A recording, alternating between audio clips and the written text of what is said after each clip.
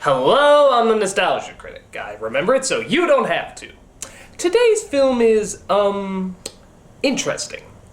And when I say interesting, I mean it has a very interesting history. The name of the film is The Thief and the Cobbler. Or The Princess and the Cobbler. Or Arabian Night. Or An Abomination of Assness, which is what most people call it. If a film can't decide on what the title is, how can it decide on the audience it's going to appeal to? Is it appealing to toddlers, to older children, to the mainstream Disney crowd, the strange, surreal fantasy crowd? What? Well, before I talk about the film, let's talk about the film. Once upon a time, there's an animator named Richard Williams. He's said to be one of the great animation directors, having done the Chuck Jones-produced Christmas Carol, that trippy Raggedy Ann and Andy film, and probably his biggest accomplishment, the animation for Who Framed Roger Rabbit. Yet before all of that, he started production on The Thief and the Cobbler in 1964. It was released in 1993. What the hell happened all that time? Apparently the film was independently funded and Williams went on and on saying that this was gonna be his masterpiece. Because of this, the film took years and years of perfecting and financing to finally get it finished. In fact, one of the actors died before the film even got released. Vincent Price recorded his dialogue over 20 years before it ever saw the light of day. And as of now, it continues to be the longest time it's ever taken to complete an animated picture. Because this turkey was taking so long, the film was bought by the Completion Bond Company and kicked Williams off the project, having it released by Miramax and putting together their own half-assed cut that is still considered to be the cum bucket of a dickcock. This is that version. So, let's see how this magnum opus went to magnum anus in The Thief and the Cobbler.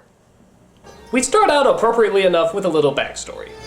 Legend has it that each shooting star is really an Arabian Night riding across the heavens. Oh God, don't tell me. That's a lot of fish. Vagina shit!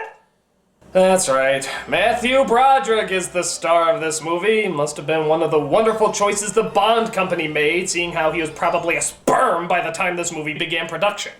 Long before the heroic tales of Aladdin and Ali Baba, the first Arabian Night was chosen. You hear that, Disney? We sort of beat you to it! The golden city of Baghdad.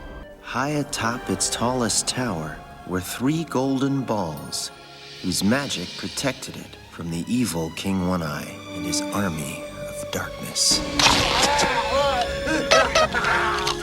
According to the prophecy, if the balls were ever removed, Baghdad would be in great danger. No comment. So we finally see our hero, simply known as Tak. A pretty pale-looking fellow for someone who lives in the desert. At the time, I was a poor orphan working as a cobbler's apprentice. Life was simple. And in answer to your question, no, I don't know why he looks like Beetlejuice's Raggedy Ann doll. But he's not the only main character. We also have the Thief, played by Jonathan Winters. He never talks in the movie. Hurrah! But sadly, someone decided to put a microphone in his brain. Well, I don't know. Nobody lives like this except college kids. At first this isn't too bad, but trust me, it gets real annoying real fast. So while he tries to steal from the cobbler, the Yellow Submarine Pride Parade is happening outside, welcoming the arrival of the Wizard Zigzag, played by Vincent Price.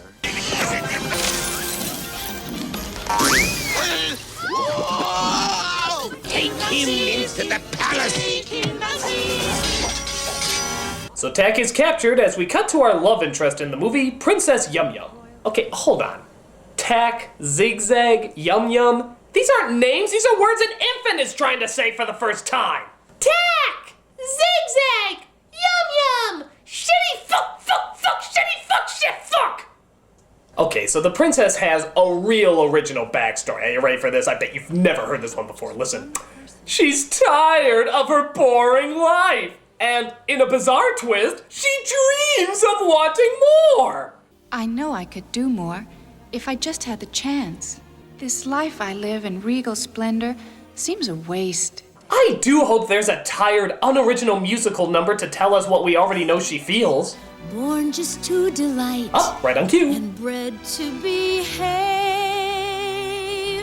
But she's more than this.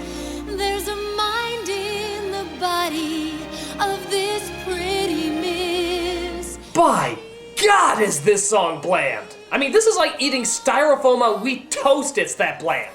It's like someone approached somebody like Alan Menken and said, "Hey, can you write an original song?" "Sure, what's it about?" "It's about a princess who's dreaming of more." Oh, alright.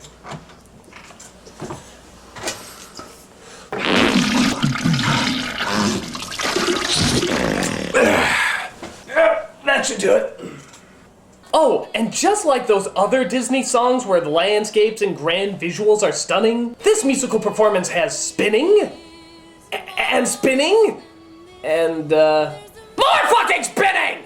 God, it's like they got the choreography from the Tasmanian Ballet Theater! So Tak is brought to the king as Zigzag's prisoner when Yum Yum meets him for the first time.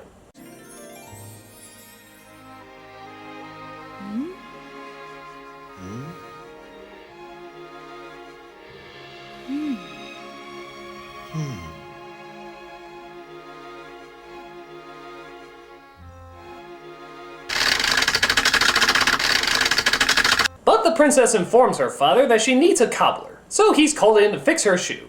Meanwhile, we discover that Zigzag has an evil plan to, you guessed it, take over the Of course! world. With Princess Yum Yum at my side, the crown is mine by right. Oh, by the way, did I mention that he speaks entirely in rhyme? Greatest king of all the earth, this lowborn cobbler of no worth attacked me in the square today.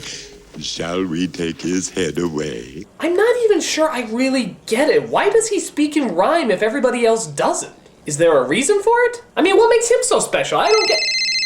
Excuse me. Hello?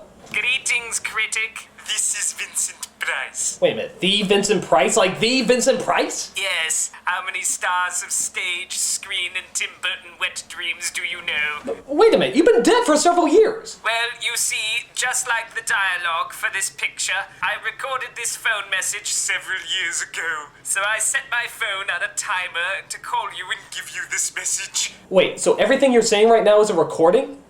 Yes. How is that possible? How do you know everything I'm gonna say? Well, many a fortnight ago, I made a Faustian pact with the nefarious forces of the Neverworld, so I can see into the future with 100% accuracy. I know everything that you're going to say. Oh, come on, that's bullshit. You can't predict what I'm... Stop that! I mean it, stop it! Peter Piper picked a peck of pickled peppers. Toibo, Toibo, Toibo. She sells seashells by the... Kmart. Duh! You see, I am awesome.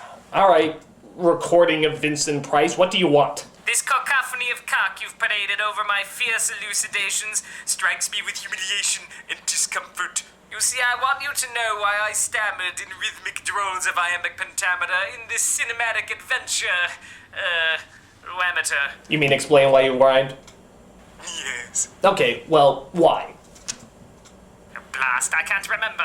That's just great. Years after your death and you can't remember why you rhymed in that movie. No, I do. It's on the tip of my tongue. Oh, it had something to do with Rock Hudson and a banana cream pie. Okay, I'm hanging up right now. Oh, and do look out for that pumpkin.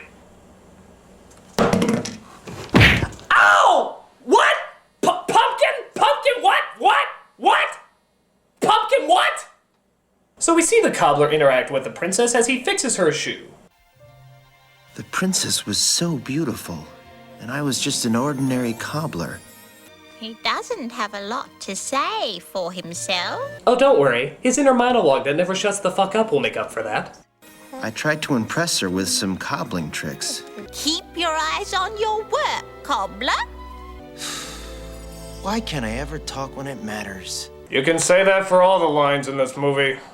Speaking of which, the other inner monologue rambler comes in looking for something to steal. Soap. Oh, so that's what it looks like. I've heard of it in storybooks and songs. What's that? Oh, a naked lady. Dough. But wait, a golden scratcher. Butt scratcher! Butt scratcher! Butt scratcher! Butt scratcher! Butt scratcher! So he steals the scratcher and runs into the cobbler, who tries to stop